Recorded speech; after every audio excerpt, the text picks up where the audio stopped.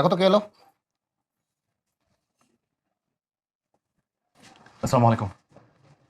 Uncle বাসায় আছে? জি। ভিতর বসো। হ্যাঁ, বসুন। সরি মানে যে ক্যাকটাসের কাটা হঠাৎ করে হাতের মধ্যে লেগে এটা আমি উঠে ইটস ওকে, বসো। জি আমি আসলে সরি সরি। বসো। জি। নুরু, 2 কাপ চা নিয়ে আসো। কি বলবে বলো। জি। আরে কি বলতে এসেছো সেটা বলো। আমি মানে কি বলি, টনি আমার নাম তুষার। হ্যাঁ। টনি টনি বলছিল যে আপনি আমার সাথে কথা বলতে চাচ্ছিলেন, দেখা করতে চেয়েছেন। দেখো তো জি আস্তে, জি পূর্বে তো। আমার গরম চা খাওয়ার অভ্যাস, মানে এটা অবশ্য বেশি গরম।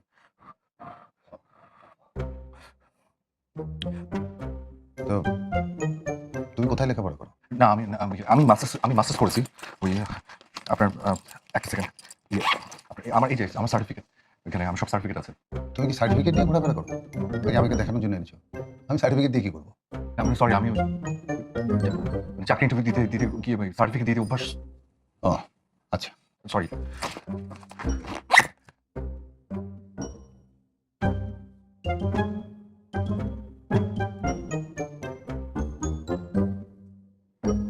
তন্নি বাসায় নেই।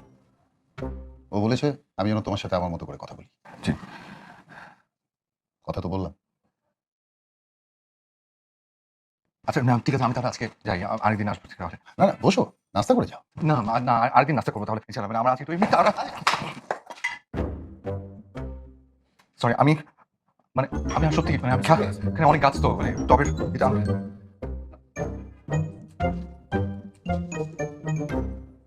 আসি আঙ্কেল, আসসালামু আলাইকুম।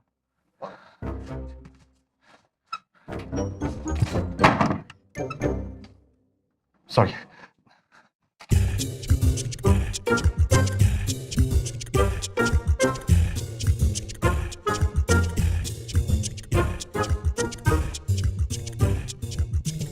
এই নুরু,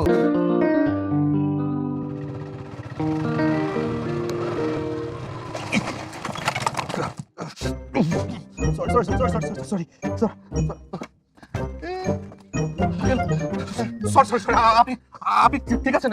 বাজার সরি আঙ্কেল,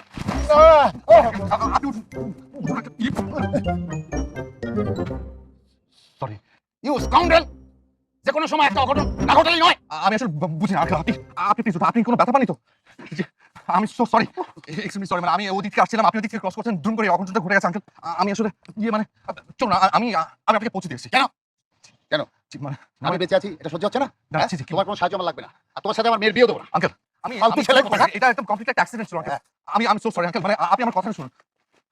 আমি ইচ্ছে করে করিনি, আসলে এটা আসলে একটা অ্যাক্সিডেন্ট ছিল আঙ্কেল। ছাড়ো ছাড়ো, আমার ফ্যামিলি থেকে 100 গজ দূরে থাকবা, কথাটা যেন মনে হয়। আঙ্কেল আপনি প্লিজ আঙ্কেল, আপনি আমার কথা শুনুন আঙ্কেল, প্লিজ আঙ্কেল, কখনো না। আমার কথা শুনুন আঙ্কেল।